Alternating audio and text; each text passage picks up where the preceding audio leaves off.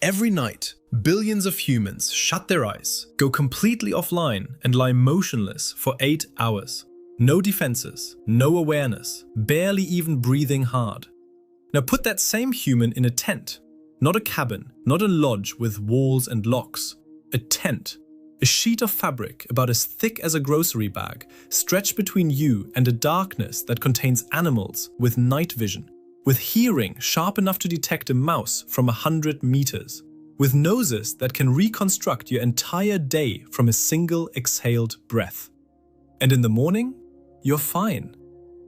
Every single morning, almost without exception, you're fine. That shouldn't make sense. A sleeping human is by every measurable standard the easiest possible target in the ecosystem. You can't hear an approach. You can't coordinate a defense.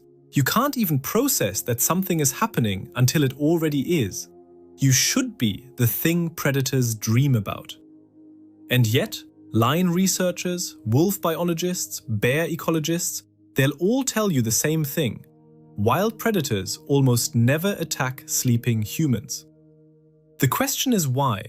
And the answer isn't simple. It never is. It's a stack of reasons, each one sitting on top of the last, going back further than you'd expect. Let's start at the top. You are, biologically speaking, one of the most frightening things on this planet. Not you right now. You reading this are probably fine. But humans as a category, as a species, have spent roughly 2 million years being extremely effective at killing large animals. We didn't just hunt prey, we systematically eliminated the apex predators themselves. We hunted saber-toothed cats to extinction. We wiped giant cave bears from Europe. We reduced wolf populations across entire continents to near nothing. We've been the most dangerous thing in the ecosystem for so long that the fear of us has been baked into the genetics of every surviving predator. A 2019 study from UC Santa Cruz played recordings of normal human conversation near mountain lions in the wild. Not screaming, not aggressive sounds, just people talking. The lions fled. They fled faster than they fled from the sound of barking dogs. These are animals that can drag a 200-pound deer up a vertical slope, and they heard a podcast and left. The predators alive today are the descendants of every animal that chose to avoid humans across thousands of generations. The ones that didn't avoid us didn't reproduce. That caution isn't cultural, it's in the code. Then there's the smell problem. You think you smell normal. You don't. To an animal with a nose 100 times more sensitive than yours, you are a walking chemical factory. Synthetic fabrics, processed food, shampoo, sunscreen, insect repellent, deodorant. You smell like nothing that exists in the natural world. And beneath all of it, you smell like a primate. Not the deer, not the elk, not the prey that predators' hunting instinct has been calibrated to for thousands of generations. You're not in the catalog, you're an anomaly. And anomalies don't trigger the hunt response. They trigger the be careful response.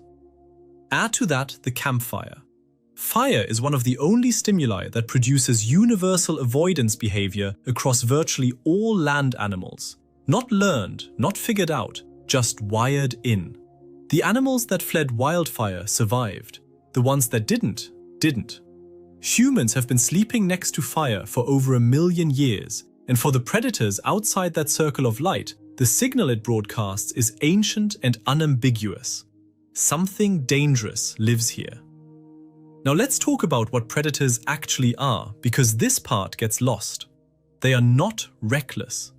A lion with a broken leg doesn't heal at a clinic, it starves. Every engagement is a risk calculation, and a sleeping human fails that calculation on multiple axes. Unknown behavior, unpredictable response, group proximity, strange smell, fire, familiar prey available elsewhere. The math never works out. There's a final layer to this, and it's the one that should genuinely stop you cold. The fear humans have generated is so powerful, it reshapes entire ecosystems without us doing anything at all. When pumas avoid human active zones, deer populations in those areas spike. Vegetation gets stripped. Rodent populations surge. medium predators pull back. The whole food web reorganizes around our presence. One species, one inherited fear, radiating outward through every layer of the living world. We didn't just survive the wild, we haunted it. So yeah, the thing outside your tent knows you're there. It picked up your scent from a mile out. It's been watching the glow of the fire. It's not coming in. It knows better.